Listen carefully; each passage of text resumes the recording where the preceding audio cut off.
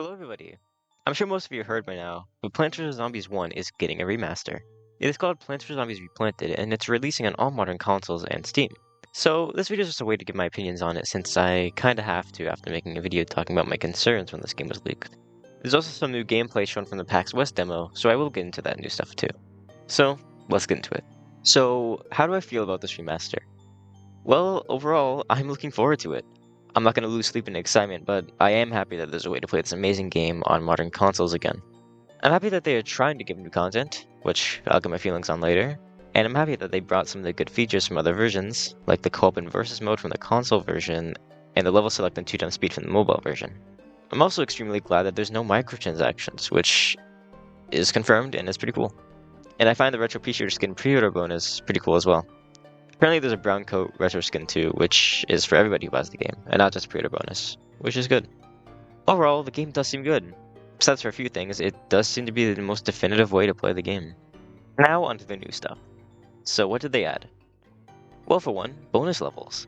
These are apparently levels from the Limbo page, the page of unused levels that were cut from the original game.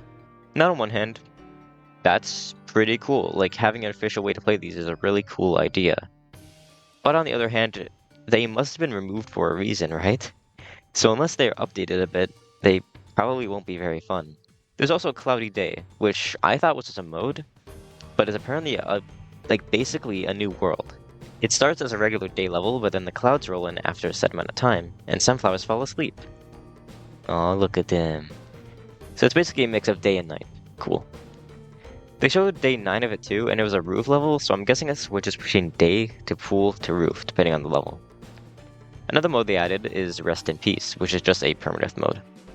The only thing they said about it in the PAX West demo video was that it unlocked after being an adventure for the first time, so I guess it's just a way to make Adventure 2 more interesting.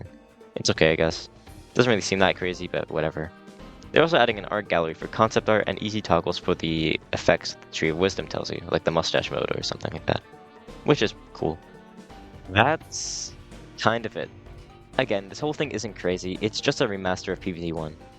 Like, I'm surprised they're doing as much new content that they are doing, but it still isn't a lot. Cloudy Day being in bonus mode is my most hyped thing though, I think it's pretty cool. The gimmick isn't very crazy or anything, but it does look very fun. It's simple, but it does seem like it can be difficult and would require extra strategy. I'm excited, especially since it looks like it'll use the different lawns. Now let's get into some not so good stuff. For one, yeah, not having online co-op and versus mode is pretty bad.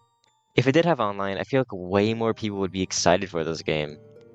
People have wanted an official way to play versus online for a while, since the mode is really fun. I'm gonna buy the game on PlayStation, so I could just use SharePlay, but it does still suck. Another thing I'm iffy about is stuff regarding the art of the game. Overall, the art does look great in my opinion. I like the HDR upscale on everything, I think it looks good. Although there are some weird things, like the lawn looking weird in some parts, or the PvZ2 cabbage pult on the title screen. Yeah, that's weird. Another thing is the art gallery. They advertise it as never-before-seen art, and I'm guessing they're just gonna use stuff from the art book. But if it is actually never-before-seen art, then that means they're just stealing stuff from Rich Werner's Twitter, because none of the original developers knew about this project. Which, while predictable, and I never really thought they would be part of it, it does still suck. Especially since all the devs would probably be down for it. We know Rich Werner would be down, and Laura Shiara still posts about PvZ to this day, so she totally would love to make more music. It sucks they weren't brought on, but Rich Werner said that he was going to still buy the game, so I don't think he's very upset. I do hope they just didn't steal his art for the art gallery though without asking. So overall, I'm looking forward to the game.